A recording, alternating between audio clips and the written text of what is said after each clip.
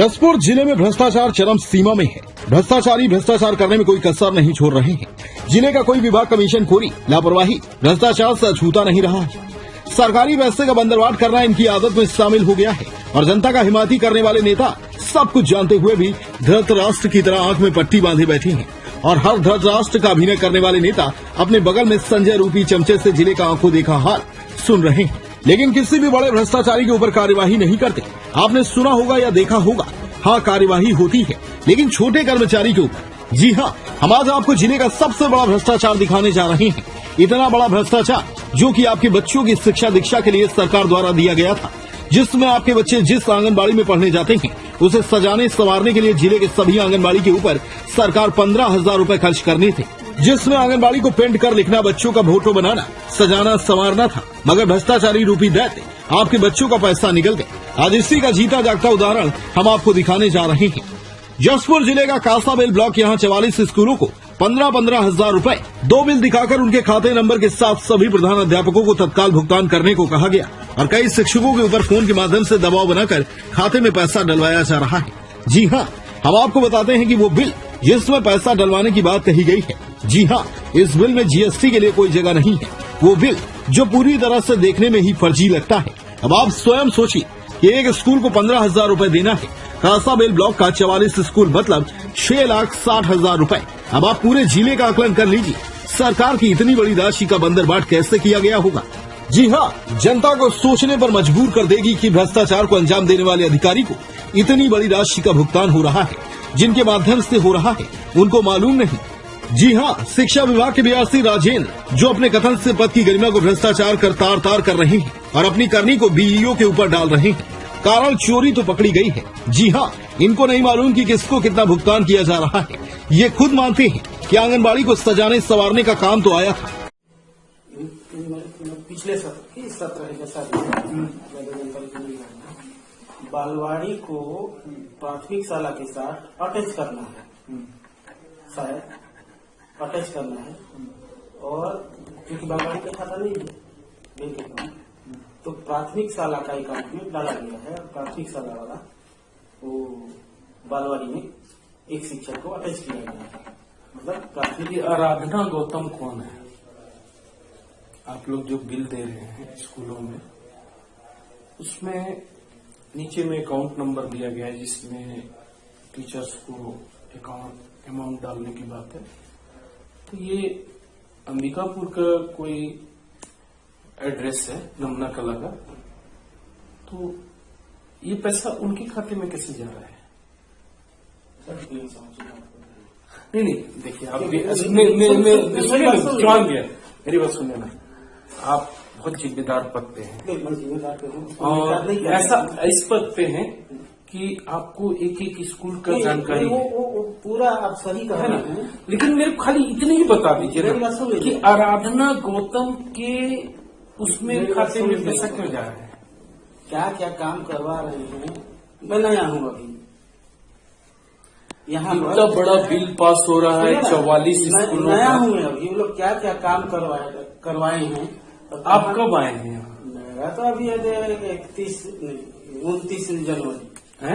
29 जनवरी के बाद ही काम निकला है स्कूलों में, पढ़ाई का, लिखाई का, जिसका काम पहले निकल चुका है, ये लोग करवा लिए। तो हम तो अभी बहुत सा स्कूल देखे, हमको तो काम नहीं किया। बालवाड़ी को देखो। इनकी बात सुनकर आप समझ तो गए ही होंगे, लेकिन कैमरे के सामने झूठ बोलने वाला अधिकारी अपनी जिम्मेदारी को कैसे झूठ बोलकर निकल जाना चाहता है, देखिएगा और सुनिएगा जनाब का बयान। इनको भी नहीं मालूम कि किसको कितना भुगतान किया जा रहा है। जनाब खुद मान रहे हैं कि सरकार बहुत पैसा दे रही है और अब इतने सारे पैसे का हिसाब तो नहीं रखा जा सकता है। हम सुनाते हैं जनाब का झूठा बयान। ये है कासाबेल शिक्षा विभाग के बीईओ संजीव सिंह। इनकी बात सुनकर तो सरकार को तत्काल प्रभाव से कार्यवाही करनी चाहिए, मगर चोर चोर मौसेरे भाई कहावत सार्थक होते दिख रही है। सर, कासाबेल ब्लॉक में अभी एक बिल बहुत ही सुर्खियों में है, आपके विभाग के द्वारा जारी किया गया, जिसमें सभी आंगनबाड़ी में पेंटिंग का कार्य होना था, जिसका बिलिंग 15,000 रूपये का सर सभी स्कूलों में 44 स्कूलों में भेजा गया। और पहला बिल जो जारी हुआ सर वो उदय सिंह अंबिकापुर के नाम से, और दूसरा बिल जो जारी हुआ फिर से वो बबलू पेंटर के नाम से। क्या सर एक ही काम का 2 टेंडर हो सकता है? इसके बारे में मुझे जानकारी नहीं है। मैं पता करता हूँ CSC से चाहे BRC से, जो भी जांच करके इसमें कुछ में सर पूरा पैसा अंबिकापुर उसी खाते में डलवाया जा रहा है, बोल बोल के। बिल में बकायदा खाता नंबर, जो दूसरा बिल है उसमें आराधना गौतम के नाम से है, और पहला बिल जो आप लोगों के द्वारा दिया गया वो उदय सिंह के नाम से दिया गया। आपका ये कहना गलत है कि आप लोगों के द्वारा सर आप विभाग में है सर, मैं विभाग को बोल रहा हूँ सर, इसी विभाग के द्वारा कौन दिया है मेरे को नहीं मालूम, और इसके बारे में मेरे को कभी सर इतनी बड़ी बिल आपके विभाग से जारी होगी, आपको जानकारी नहीं होगी? नहीं, चूंकि वो उनके खाते में सीधे पैसा जो भी है पेमेंट से कई तरह के पैसे आते हैं हमारे हेडमास्टर के खाते में, और उनकी जवाबदेही रहती है कि वो क्या करेक्ट कर रहे हैं, क्या काम कर रहे हैं। तो इतने पैसे आते हैं पूरे साल भर में कि हमको नहीं पता होता है किस किस्मत के पैसे आते हैं, क्या खर्च करते हैं। जब ऑडिट होती है, कहीं जांच में जाता हूं तो मैं उनका कैश बुक देखता हूं कि प्रॉपरली कैश बुक को मेंटेन कर रहे हैं कि नहीं कर रहे हैं। सर एक ही काम के 2 टेंडर हो सकते हैं क्या? इसके बारे में मेरे को नहीं मालूम कि क्या पैसा है। अगर सर बिलिंग हो रहा है एक ही काम के 2 के, तो गलत है या सही है? इसके बारे में मैं कुछ जानता ही नहीं कि मैं क्या कर सकता हूँ, क्या गलत है क्या सही है। 15,000 रुपया आया था सब। ये भी नहीं मालूम मुझे कितना पैसा उनका डायरेक्ट खाते में आता है इस समूह के, ये मेरे को ज्ञात नहीं है। वहाँ तो सब बताते हैं कि आप ही के तरफ निर्देशक। नहीं, कोई कौन बताता है, थोड़ा उसको मेरे से बताइए। जो भी हम लोग तो कहीं- मैं तो यहाँ रहता हूँ, कभी स्कूलों में जांच करता हूँ, मेरे को नहीं पता। सर बहुत बड़ी बात है कि इतनी बड़ी बिलिंग हो रही है और आपको जानकारी नहीं है। बिलिंग तो एक हायर सेकेंडरी स्कूलों में, एक हाई स्कूल में लाखों तक की बिलिंग हो रही है PFMS के माध्यम से। सरकार जरूरत से ज्यादा पैसा दे रही है क्या सर? नहीं, जो भी पैसा दे रही है लेकिन सब जगह की जानकारी रखना संभव ही नहीं है। यदि आप कहते हैं तो मैं इसको पता करूंगा, फिर उसके बाद में आपको बता सकता हूँ। आपने सुना और देखा एक जिम्मेदार पद पर बैठे अधिकारी का। अब हम आपको दिखाने सुनाने जा रहे हैं शिक्षकों का दबी जुबान से बयान, जो कि वो भी चाह रहे हैं कि इस आंगनबाड़ी की पेंटिंग में खर्च हुए राशि की जांच हो। आना चाहिए इस चीज जो भी है, सामने आना चाहिए। हाँ? जी जी।